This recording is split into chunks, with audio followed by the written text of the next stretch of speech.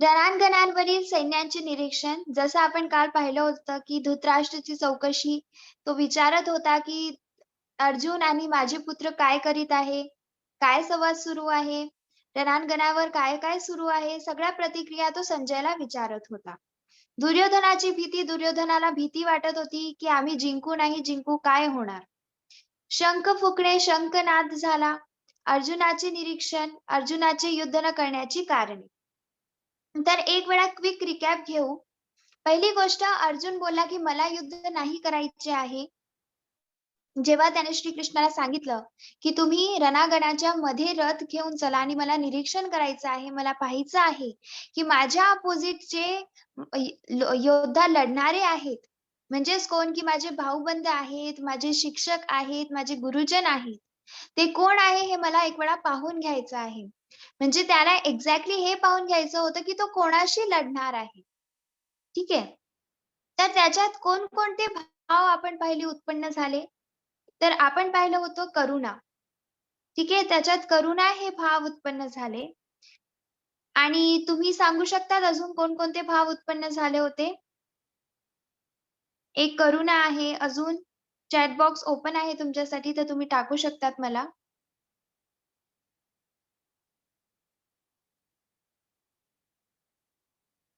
बघा, एक तर आहे करुणा. करुणा भाव त्याच्यात उत्पन्न झाला. अजून कोणतं भाव होतं?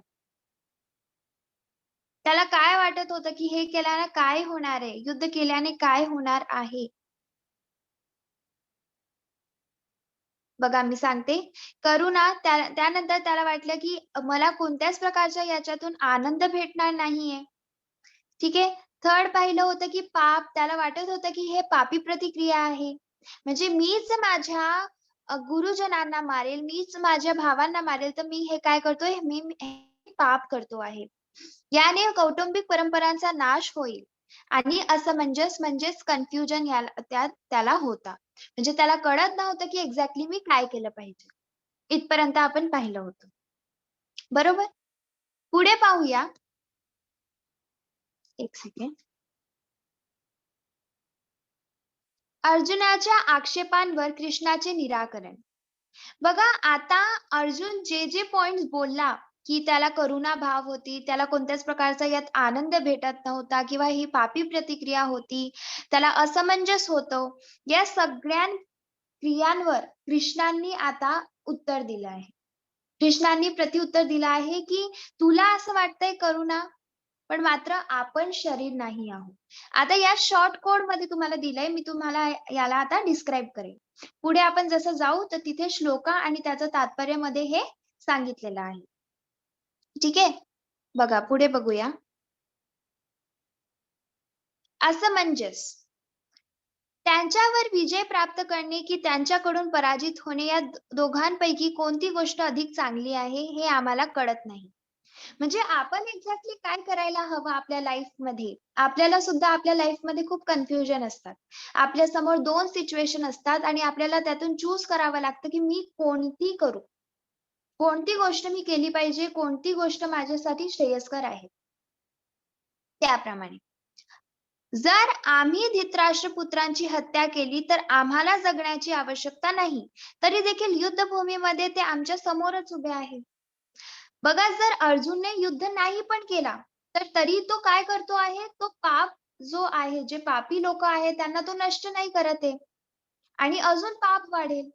आणि अर्जुनने जर युद्ध केलं, तर त्याला वाटतंय की मी जर युद्ध केलं तर काय करतोय मी? तोही मी पाप करतो आहे.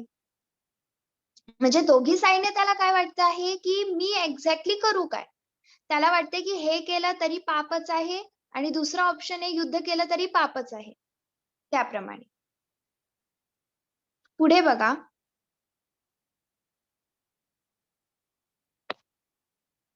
माझ्या दुर्बलतेमुळे मी माझ्या कर्तव्याबद्दल गोंधळून गेलो आहे आणि माझी मनःशांती नष्ट झाली आहे. अशा स्थितीत माझ्यासाठी निश्चितपणे सर्वात श्रेयस्कर काय आहे याबद्दल मी तुम्हाला विचारित आहे. मी तुम्हाला शिष्य आहे आणि तुम्हाला शरण आलो आहे. कृपा करून मला उपदेश करा. आता कृष्ण आतापर्यंत काहीच बोललेले नाहीये. अर्जुनच बोलतो आहे. अर्जुन म्हणतो आहे, की मला कळत नाही, की मी एक्झॅक्टली काय करायला हवं. माझी मनाची शांती नष्ट झालेली आहे. माझं मन स्थिर नाहीये. आणि एक गोष्ट सगळ्यांनी लक्षात ठेवा, की जेव्हा आपलं मन स्थिर नसतं, तेव्हा आपल्याला जी आपण बरोबर गोष्ट करायला जातो, ती पण आपल्याहून चुकते. कारण आपलं मन स्थिर नसते. तर हे खूप गरजेचे आहे, की आपले मन स्थिर पाहिजे कोणतेही कार्य करताना. आपण स्टेबल पाहिजे. तर आता अर्जुन जो आहे तो कृष्णाच्या शरणात गेला आहे आणि तो विचारत आहे कृष्णाला, की आता तुम्ही मला सांगा, की मी एक्झॅक्टली काय केलं पाहिजे? बघा मग, तुमची दृष्टी निर्दोषपणे परिपूर्ण असते, तेव्हा मी जे पाहतो ते कार्य करते यावर माझा विश्वास आहे. म्हणजे फॉर एक्झाम्पल बघा, की तुम्ही ट्रॅव्हल करत आहात. ठीक आहे, रस्त्याने जात आहात. सगळ्यांनी असं इमॅजिन करा, की तुम्ही रस्त्याने जात आहात. आता रस्त्याने जाता-जाता तुम्हाला आधी एक सेकंड हां. रस्त्याने जाता-जाता तुम्ही जात आहात आणि पुढे तुम्हाला एक झाड दिसलं. ठीक आहे. माउंटन्स वगैरे आहे, त्यावर एक झाड दिसला खूप मोठा. तर आता पुढे जाणार झाड दिसला तर झाड दिसला आणि अजून पुढे गेलं तर त्यावर तुम्हाला कोणतातरी पक्षी दिसेल, जे पोपट दिसेल. आणि अजून थोडं दूर पाहिलं तर तुम्हाला दिसेल, की त्या पोपटने काहीतरी आपल्या तोंडात धरलेलं आहे. त्याचप्रमाणे आपली जी क्षमता आहे कोणतीही गोष्ट पाहण्याची, तर जेव्हा आपण कृष्णाला पाहण्याचा प्रयत्न करू, तर आपल्याला स्टार्टिंगला काय दिसेल? पूर्ण प्रकाश. याप्रमाणेच तुमच्या स्क्रीनवर व्हिजिबल आहे. पूर्ण तुम्हाला असा प्रकाश दिसेल. मग हळू-हळू ज्याप्रमाणे तुम्ही आध्यात्मिकतेमध्ये पुढे जाणार, कृष्णा दिसतील. म्हणजेच काय, की तुमचा पाहण्याचा जो अंदाज आहे, तो तुम्हाला कळला पाहिजे. बघा, तुम्ही एक गोष्ट ऐकली असेल, की कोणतीही गोष्ट आपण चांगल्या रीतीने पाहायला पाहिजे. बरोबर? अ, हरे कृष्णा माताजी, माझा व्हॉइस क्लिअर आहे ना? येस माताजी. तर कोणती आपण पाहत आहोत, तर आपण म्हणतो ना, की एका चांगल्या अंदाजने आपण ती गोष्ट पाहिली पाहिजे. तर असं बघा, जेव्हा कृष्णाला सुद्धा पाहत आहात, तर तुम्ही एकदमच कृष्णाला आपण पाहू शकतो का? आपल्या डोळ्यात इतकं सामर्थ्य नाहीये किंवा आपण स्वतः इतके सामर्थ्यवान नाही आहोत, की आपण कृष्णाला पाहू शकतो. पण मात्र जर तुम्ही आध्यात्मिकतेमध्ये पुढे-पुढे गेले, तर हे सुद्धा पॉसिबल होऊ शकेल. ठीक आहे? आता पुढे बघूया. पहिला भाव होता अर्जुनचा करुणा. देहिनोऽस्मिन्यथा देहे कौमारं यौवनं जरा तथा देहांतर प्राप्ती धीरस्तत्र न मुह्यति. ज्याप्रमाणे देहधारी आत्मा अविरतपणे या देहात बालपणापासून तारुण्यात आणि तारुण्यातून म्हातारपणात जात असते, त्याचप्रमाणे मृत्यूनंतर जीवात्मा दुसऱ्या देहामध्ये प्रवेश करतो.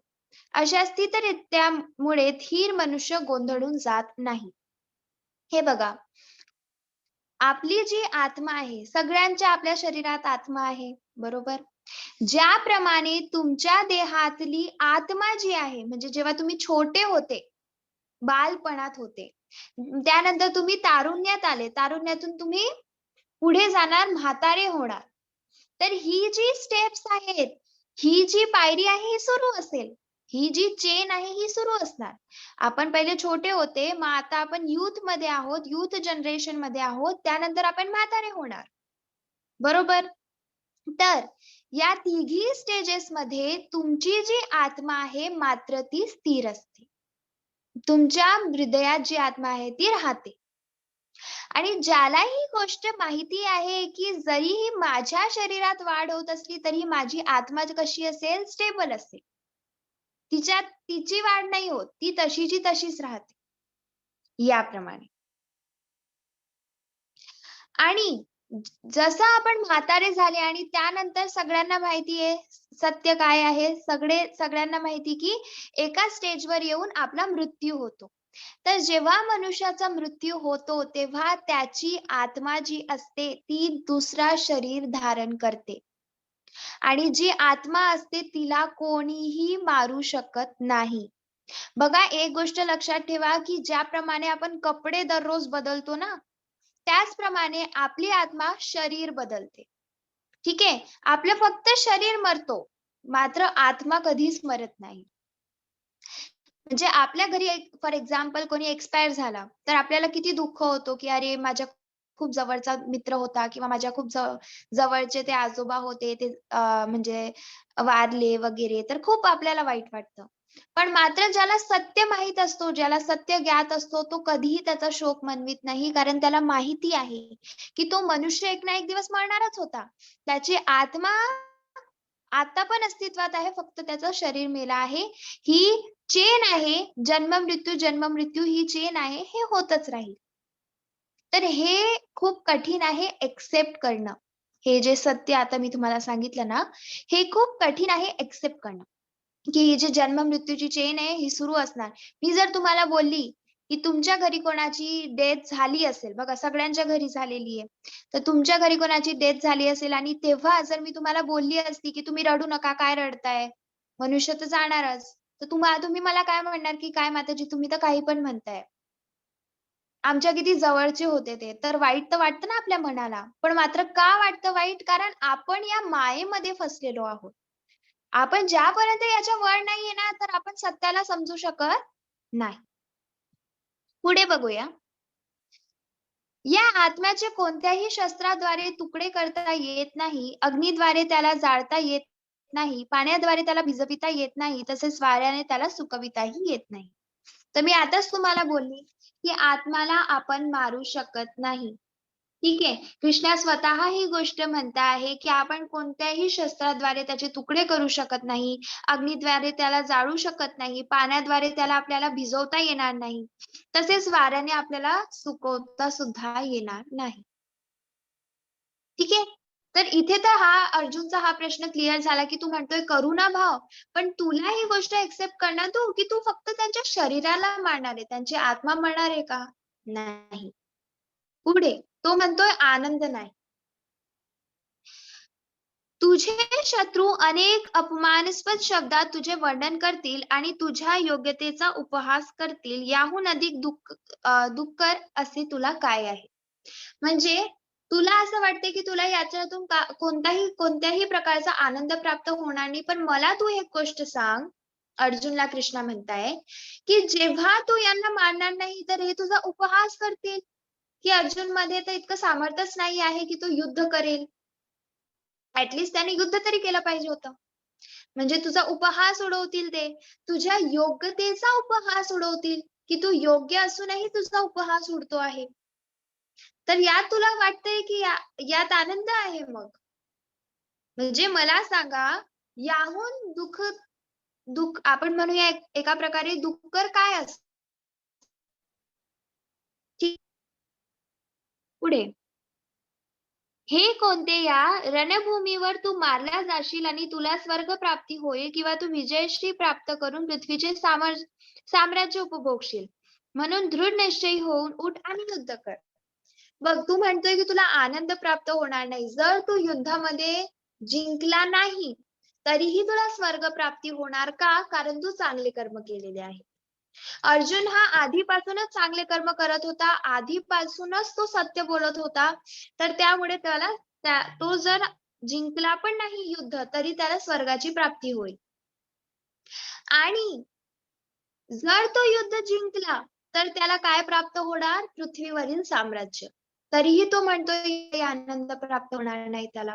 तर कृष्णा त्याला ही गोष्ट समजवत की तू उठ आणि युद्ध कर. तू जर नाही पण जिंकला तरी तुला स्वर्ग प्राप्ती होईल आणि तू जिंकला तर तुला हे साम्राज्य भेटेल.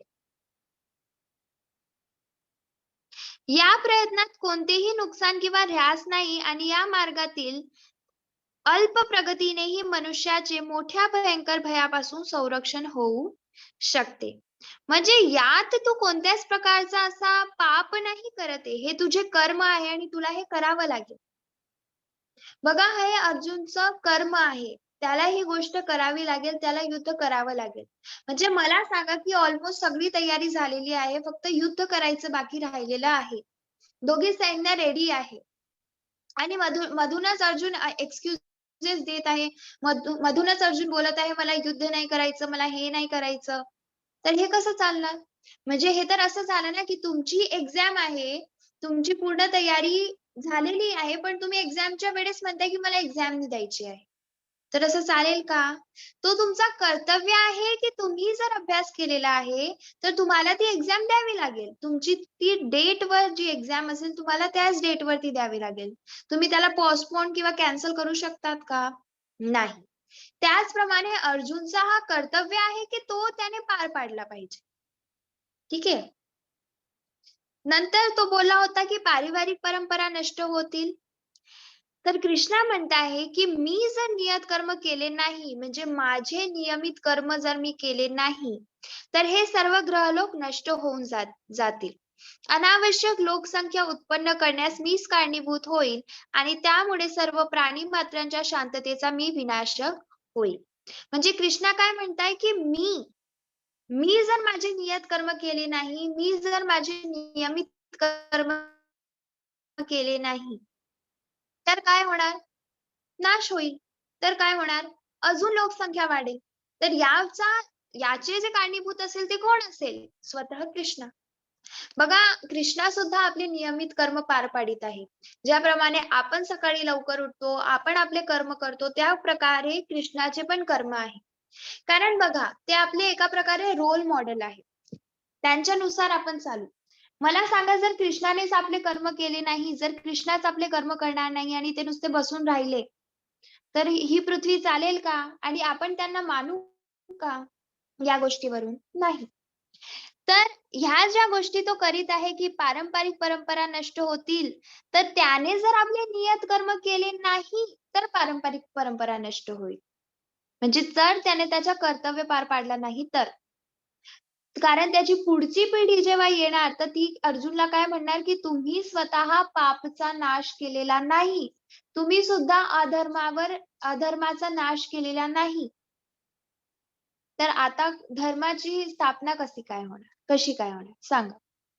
बरोबर आहे ना? तर अर्जुनला काय करावं लागेल? त्याचे नियत कर्म पूर्ण करावे लागतील. त्याचप्रमाणे आपल्याला सुद्धा आपल्या लाईफमध्ये काय करायचं आहे, की जो तुमचा रेग्युलर कर्म आहे, जो तुमचा नियत कर्म आहे, तो तुम्हाला करावाच लागेल.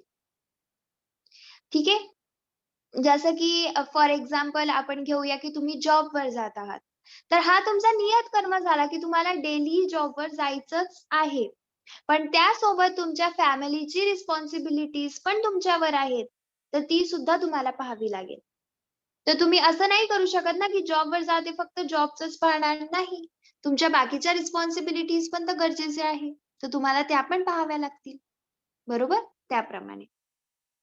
तर आपल्याला आपल्या पूर्ण ड्युटीजला फॉलो अप करायचं आहे आणि एकदम व्यवस्थितरित्या बस आपल्याला ते काम करायचं आहे. आपण त्याच्याने असं नाही म्हणू शकत, की नाही मी हे नाही करणार किंवा मला हे नाही करायचं आहे. हा तुझा कर्म आहे, तुला करावा लागेल. त्यानंतर असमंजस, कन्फ्युजन. जे या मार्गावर असतात, त्यांची बुद्धी दृढनिश्चयी असते आणि त्यांचे ध्येयही एक असते. म्हणजे आता अर्जुन इथपर्यंत पोहोचलेला आहे, सगळं रेडी आहे, फक्त युद्ध करायचं आहे आणि इथपर्यंत येऊन अर्जुन म्हणतोय, की मला युद्ध नाही करायचं आहे, म्हणजेच काय, की त्याचं ध्येय निश्चित आहे का? नाही. तो कन्फ्युज्ड आहे. तर इथपर्यंत येऊनही तुझं ध्येय निश्चित नाहीये, तर हे चुकीचे आहे. हे प्रिय कुरुनंदन, कुरुनंदन म्हणजेच अर्जुन, जे डळमळीत वृत्तीचे असतात, त्यांच्या बुद्धीला अनेक फाटे फुटलेले असतात. म्हणजे ज्यांचं मन नेहमी सगळ्या गोष्टीतच जे आपण म्हणूया कन्फ्युजन मध्ये असतात किंवा सगळ्या गोष्टींमध्येच ते कन्फ्युज्ड असतात. तर एका प्रकारे त्यांचा कोणताच कार्य व्यवस्थितरित्या होत नाही. मला तुम्ही सांगा, की मी आता ठरवलं, की मला आता 2 तास अभ्यास करायचा आहे. आणि त्यानंतर थोडा वेळ झाला नाही, की मी ठरवलं, की नाही मला थोडा वेळ टीव्ही पाहायचा आहे.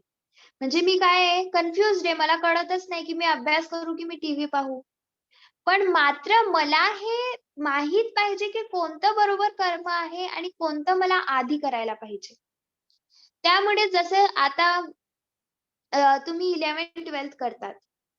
तर आपण 11th-12th मध्ये स्ट्रीम चूज करतो. म्हणजे कॉमर्स घ्यायचं, आर्ट्स घ्यायचं किंवा सायन्स घ्यायचं. आणि त्यानंतर मग आपल्याला पुढे कोणतं एज्युकेशन करायचं आहे, जसं आपल्याला डॉक्टर बनायचं आहे, तर आपण सायन्स घेऊया. अकाउंटंट बनायचं तर आपण कॉमर्स घेऊया, हे आपण डिसाईड करतो. तर आपल्याला फ्युचरमध्ये काय बनायचं आहे यावरून डिसाईड करतो, की मी कॉमर्स घेणार कारण मला पुढे अकाउंटंट बनायचंय म्हणून. तर मला सांगा जर आपण इथेच डळमळले, इथेच जर आपण स्टेबल राहिले नाही, तर आपलं पुढचं फ्युचर सुद्धा डळमळणार. म्हणजे कुठे ना कुठे गडबड होणारच ना. म्हणून आतापासूनच असा आपला गोल जो असतो तो सेट पाहिजे. माझा गोल हा आहे, मला हे कर्म करायचे आहे. तर जर आपला गोल सेट असेल, तर आपण ती गोष्ट व्यवस्थितरित्या पार पाडू शकतो. ठीक आहे? सीताधीर मुनी. अर्जुन म्हणाला, "हे कृष्णा, ज्याची भावना अशी समाधिस्थ झाली आहे, त्याची लक्षणे काय आहेत? तो कसा आणि कोणत्या भाषेत बोलतो? तो बसतो कसा आणि चालतो कसा?" म्हणजे जो सीताधीर मुनी असतो, म्हणजेच काय, की जो स्थिर असतो, स्थिर मनाचा असतो, स्थित असतो, तर त्याची लक्षणे काय आहे, हे अर्जुनला आता जाणून घ्यायचे आहे. म्हणजे जो कोणत्याच प्रकारे कन्फ्युज्ड नाही आहे तो व्यक्ती. कशी कशी आहे, तो बोलतो कसा, तो चालतो कसा, हे आता अर्जुनला समजून घ्यायचं आहे. तर बघा हे खूप इंटरेस्टिंग पार्ट आहे. तुम्ही व्यवस्थितरित्या समजून घ्या. सीताधीर मुनी लक्षणे, भाषा, बसतो कसा आणि चालतो कसा. बघा लक्षणे. श्री भगवान वाचा प्रजहाति यदा कामा न सर्वान् पार्था मनोगतान् आत्मनैवात्मना तिष्ठः स्थितप्रज्ञस्त दोच्यते. परमपुरुष भगवंत म्हणाले, हे पार्थ, जेव्हा मनुष्य मानसिक उपजातून उत्पन्न झालेल्या सर्व प्रकारच्या इंद्रिय इच्छांना त्याग करतो आणि जेव्हा त्याच्या मनात एकांतताचा समाधान मिळतो, तेव्हा तो शुद्ध दिव्य चेतन्यात असतो असे म्हणतात. म्हणजे काय? तर जेव्हा मनुष्य सगळ्या इंद्रिया इच्छांचा त्याग करतो, म्हणजे काय करतो बघा. आपल्या मनात खूप इच्छा आहे आणि दर दिवशी हजारो इच्छा आपल्या मनात येतात, की मला हे पण पाहिजे, मला ते पण पाहिजे, मला हे करायचंय, मला ते करायचंय, मला इथे जायचंय, मला तिथे जायचंय. खूप विचार म्हणजे एकदम फ्लोमध्ये असतात. तर या इच्छांना आपण काय केला पाहिजे? या इच्छांचा त्याग केला पाहिजे. बघा जी आपली गरज आहे, जी आपली नेसेसिटी आहे, ही गोष्ट वेगळी. पण ज्या आपल्या एक्स्ट्रा इच्छा आहे, जसं फॉर एक्झाम्पल एक चोर आहे. एक चोरची काय इच्छा असेल, की आज मला 10,000 चोरी करता आली, तर मला उद्या 40,000 चोरी करता यायला पाहिजे. बरोबर? तर ह्या ज्या इच्छा आहेत, ज्या काहीच कामाच्या नाही, या इच्छांचा त्याग करणे. त्यानंतर एकांतता ज्याला आवडते म्हणजे ना, एकांततच समाधान मिळते त्याला. म्हणजे त्याच्या मनाला. म्हणजे काय? तर आपला मन जो आहे, तो असा आहे, की म्हणजे आपल्याला कळत नाही, की तो आपला मित्र आहे किंवा आपला शत्रू आहे. हे पुढे कॉन्सेप्ट आहे पूर्ण तुम्हाला, ठीक आहे, भगवद्गीतेमध्ये. तर एक गोष्ट लक्षात ठेवा, की मनावर कंट्रोल पाहिजे आणि आपल्याला जी गोष्ट आपल्याकडे आहे, त्यात आपल्याला समाधान व्हायला पाहिजे. म्हणजेच काय, की समजा माझ्याकडे सायकल आहे आणि माझ्या मित्राकडे स्कूटी आहे. आता माझ्या मनात काय येणार, की नाही यार, माझ्या मित्राकडे स्कूटी आहे ना, तर माझ्याकडे मग बाईक पाहिजे. त्याच्याहून महाग गोष्ट मला पाहिजे. तर ही काय असलं, हे चुकीचं आहे. आपल्याकडे सायकल आहे, तर आपण त्यात समाधानी व्हायला पाहिजे, की नाही माझ्याकडे सायकल तरी आहे. समाधानी आपण असलो पाहिजे. यालाच म्हणतात दिव्य चेतनेचे लोक. म्हणजे त्यांची लक्षणे अशी असतात. आता त्यांची भाषा कशी असते? जो त्रिविध तापांनीही मनामध्ये विचलित होत नाही किंवा सुखामध्ये हर्षोल्लासित होत नाही आणि जो आसक्ती, भय आणि क्रोध यापासून मुक्त झाला आहे, त्याला स्थिर मन झालेला मुनी असे म्हणतात. म्हणजे काय? त्रिविध तापांनीही म्हणजे कोणताही आपण एका प्रकारे म्हणूया पाऊस पाऊस आला किंवा आपण म्हणूया हिवाळा आला, थंडी आली किंवा उन्हाळा आला, तरीही त्याचं मन स्थिर असतं. बघा कोणाकोणाला ना अशी सवय असते. उन्हाळा आला ना, की म्हणतात, "काय हा उन्हाळा? आम्हाला तर बिलकुलच आवडत नाही. नुसतं किती गरम होतं." असं-तसं खूप म्हणतात. आणि मग पावसाळा आला, की म्हणतात, "काय हा पावसाळा? किती घाण होते आणि किती पाऊस हा पडतोय. बाहेर पण जाता येत नाहीये." त्यानंतर थंडी आली तर म्हणतात, "किती थंडी, काहीच काम होत नाही व्यवस्थित." म्हणजे त्यांना कोणताही सीझन असतो, त्यांना एक्सक्यूजेस द्यायचेच असतात. यात जो आपल्या मनाला विचलित करीत नाही, कोणताही वेदर असो त्याला काही फरक पडत नाही. तो ॲज इट इज राहणार. सगळ्या सिच्युएशनमध्ये हर्षोल्लासित राहणे म्हणजेच काय, की कधी वाईट सिच्युएशन पण आली तर एकदम नम्रपणे, शांततेने त्याला सॉल्व्ह करणं, की "हो, ठीक आहे ना, असं चुकलंय ना हे. ठीक आहे. आता मी याला समजून घेते. मी व्यवस्थितरित्या हे करेन." बघा मला एक सांगा, की कोणीतरी काहीतरी जसं तुम्ही एक एक्झाम्पल घेऊया आपण. एक ऑफिसमध्ये एक बॉस आहे आणि त्याच्या एका एम्प्लॉयीने काय केलं, त्या बरोबर काम नाही केलं. चुकून गेलं त्याचं काम. तर बॉसला खूप राग आला. तर तो खूप बोलतोय त्याला एम्प्लॉयीला खूप बोलतोय, खूप बोलतोय. तर बोलल्यावर त्या एम्प्लॉयीला किती दुःख होणार आणि दुःख झाल्यावर तो तो कार्य परत करणार. पण मात्र त्याचा जो कार्य असेल तो इतका व्यवस्थितरित्या झालेला नसेल. पण मला सांगा ज्या प्रकारे त्या बॉसने त्याला रागवलं, तर त्याप्रमाणे तो त्याला चांगल्या रीतीने पण समजावून सांगू शकत होता ना. म्हणजे तो असं पण समजावू शकत होता, की "ठीक आहे, तुझ्याहून आता चूक झाली आहे, पण तू असं कर. जर तू हे परत चुकवलं, तर हे आपला लास्ट प्रोजेक्ट आहे." म्हणजे जे काही असेल. तर समजवता यायला पाहिजे. हे खूप गरजेचे आहे. ठीक आहे. पुढे भय, आसक्ती, क्रोध यापासून तो मुक्त असतो. म्हणजे त्याला कोणत्याच प्रकारची आसक्ती नसते. बघा ही गोष्ट खूप इम्पोर्टंट आहे, की आपण कोणाकडूनही एक्स्पेक्टेशन ठेवली पाहिजे नाही. जर तुम्ही दुसऱ्यांकडून एक्स्पेक्टेशन ठेवणार, तर तुम्ही तुमचाच नुकसान करीत आहात.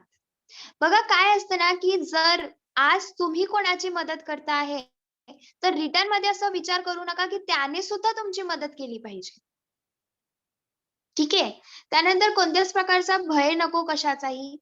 क्रोध यायला नको. आताच्या यूथ जनरेशनचा हा प्रॉब्लेम आहे क्रोध. सगळ्यांना लवकर म्हणजे इतकंसं पण काही कोणी बोललं, की क्रोध आला.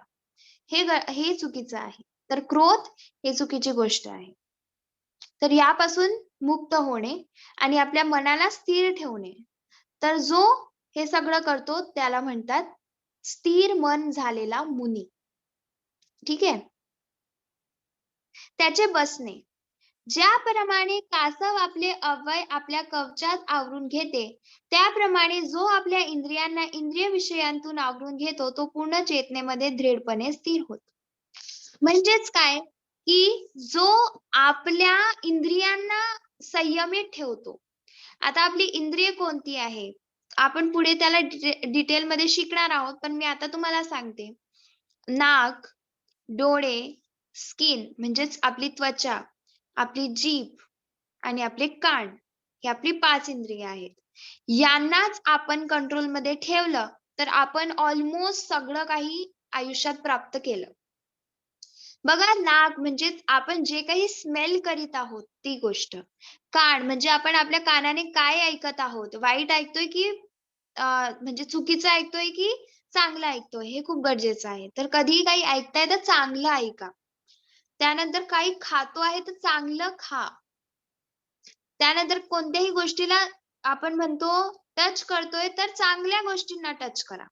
ह्या सगळ्या ज्या गोष्टी आहे, ज्याप्रमाणे जो कासव असतो आपल्या अवयवांना कवचात आवरून घेतो, त्याचप्रमाणे हा जो व्यक्ती असतो आपल्या इंद्रियांना कंट्रोलमध्ये ठेवतो. म्हणजे आता मी जी 5 इंद्रिय तुम्हाला सांगितली, जर आता तुम्हाला ती क्लिअर नाही समजली असेल, तर नंतरच्या चॅप्टरमध्ये अजून त्याला क्लॅरिफाय करून सांगितलेलं आहे. तेव्हा तुम्हाला कळेलच, की या इंद्रियांवर आपलं कंट्रोल असायला पाहिजे. म्हणजेच काय फॉर एक्झाम्पल इझी वे मध्ये सांगते. तुम्ही काय खाता आहे याच्यावर तुमचा कंट्रोल पाहिजे. तुम्ही काय बोलता आहे याच्यावर तुमचा कंट्रोल पाहिजे. कोणी-कोणी तर इतकं बोलतं बापरे! की बस.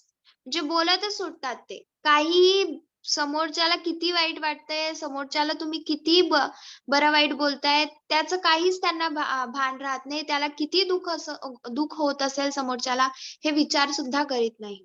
हे चुकीचं आहे. त्यानंतर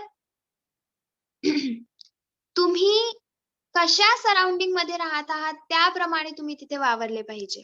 तर याचाच अर्थ आहे, की ज्याप्रमाणे कासव आपल्या अवयवांना कवचात आवरून घेतो, त्याचप्रमाणे आपण सुद्धा आपल्या इंद्रियांना संयमित ठेवलं पाहिजे. म्हणजे आपल्यावर एका प्रकारे कंट्रोल ठेवला पाहिजे, सेल्फ कंट्रोल ठेवला पाहिजे.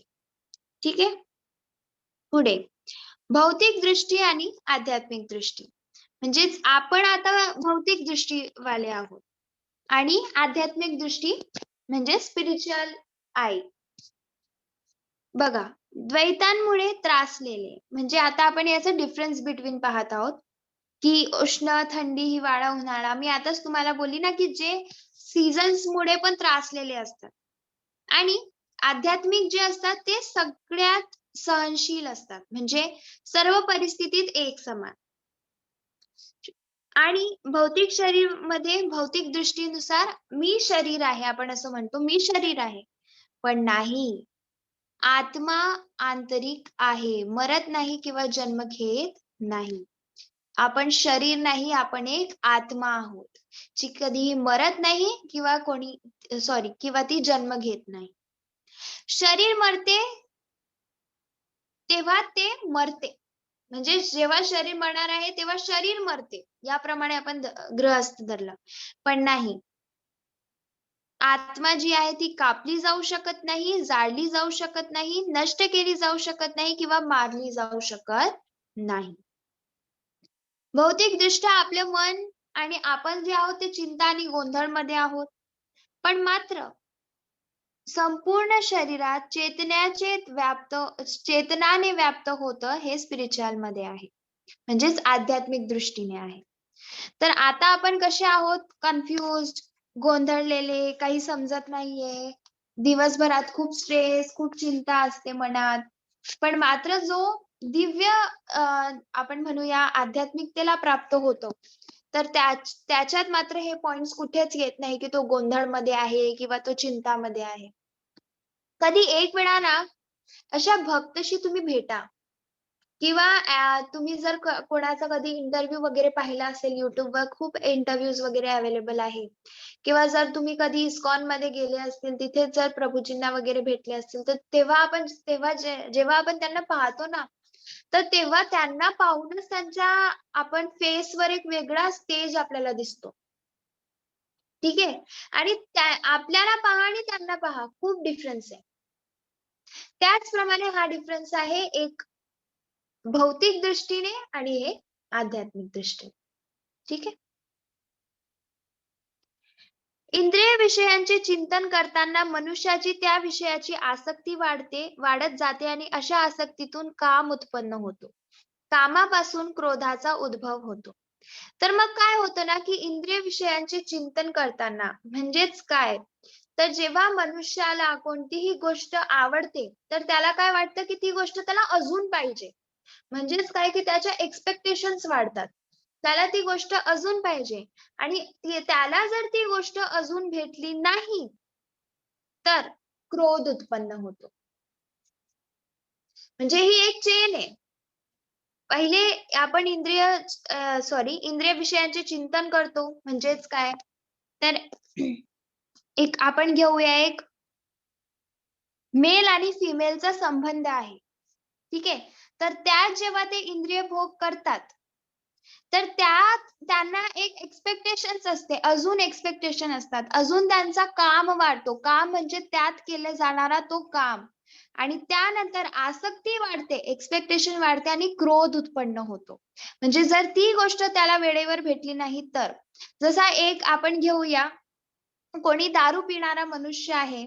जर त्याला आज दारू भेटली त्याने ती म्हणजे पिली आणि त्यानंतर त्याच्या एक्स्पेक्टेशन अजून वाढतात. त्याला वाटतं नाही मला अजून पाहिजे, मला अजून पाहिजे आणि त्याला अजून जर भेटली नाही तर क्रोध उत्पन्न होतो. तो असा पागलसारखा होतो. ओरडायला लागतो, की नाही मला पाहिजे, मला पाहिजे. त्याप्रमाणे. क्रोधापासून संमोह निर्माण होतो आणि भ्रमित होतो. जेव्हा स्मृती भ्रमित होते तेव्हा बुद्धिनाश होतो आणि बुद्धिनाश होतो तेव्हा मनुष्याचे पुन्हा भौतिक अंधकृपात पतन होते. मग क्रोधामुळे काय होतो? समूह निर्माण होतो. म्हणजे समूह म्हणजे काय की तो असे कार्य करायला लागतो जे त्याने नाही केले पाहिजे. आणि त्यानंतर तो भ्रमित होतो. त्याला जे काही दिसतं तो ते काही करायला लागतो. तो आपली स्मृती विसरतो म्हणजे तो आपली बुद्धीचा नाश करतो. आणि बुद्धी नाश झाली तर त्याचा शेवट त्याचं काय होतं? पतन होतो. आणि हे रिॲलिटी आहे. बरोबर? आपण आपल्या आजूबाजूच्या लोकांमध्ये असे खूप एक्झाम्पल्स पाहिलेले असतील, जे असे आहेत. ठीक आहे? पुढे तर क्रोध काय होतं बघा इंद्रियांच्या वस्तू त्याने आसक्ती वाढते म्हणजेच एक्स्पेक्टेशन वाढते. वासना मग बुद्धिनाश होतो क्रोध होतो वासना मग त्याने क्रोध येतो. मग आपण भ्रमात फसतो. मग स्मृतीचा भ्रमनिरास, बुद्धीचा नाश होतो आणि शेवट पतन. आता त्याचे चालणे कसे आहेत? स्थिताधीर मुनी. पण आसक्ती आणि अनासक्ती यापासून मुक्त असणारा आणि स्वातंत्र्याच्या नियामक तत्वानुसार इंद्रियांना नियंत्रित करण्यामध्ये समर्थ असणारा मनुष्य भगवंताची पूर्ण कृपा प्राप्त करू शकतो. म्हणजे जो सगळ्या अटॅचमेंट पासून दूर आहे, फ्री फ्रॉम ऑल अटॅचमेंट्स. आणि हा इतका एबल असतो की आपल्या इंद्रियांना किंवा आपल्या सेन्सेसला तो कंट्रोल करू शकतो. तो मनुष्य देवाच्या कृपेने कृष्णाची प्राप्ती करू शकतो. ठीक आहे. अर्जुनाच्या आक्षेपांवर कृष्णाचे निराकार. तर आज आपण काय पॉइंट कव्हर अप केले? करुणा, आनंद नाही, प्रापी प्रतिक्रिया, असमंजस, स्थिताधीर मुनी आणि पारिवारिक परंपरा नष्ट होतील. या सगळ्या गोष्टी आज आपण कव्हर अप केल्या. आज आपल्याला पाहायला भेटलं की आपण शरीर नाही, आपण एक आत्मा आहोत. आज आपल्याला ही गोष्ट क्लिअर झाली की आपण कोणाशीही एक्स्पेक्टेशन्स ठेवायला नको. आणि बाकी सगळ्या गोष्टी सुद्धा आज आपण कव्हर अप केल्या आहेत. ठीक आहे. हरे कृष्णा एव्हरीवन. तर इथे आपला हा जो सेकंड चॅप्टर आहे इथे समाप्त होतो. हरे कृष्ण.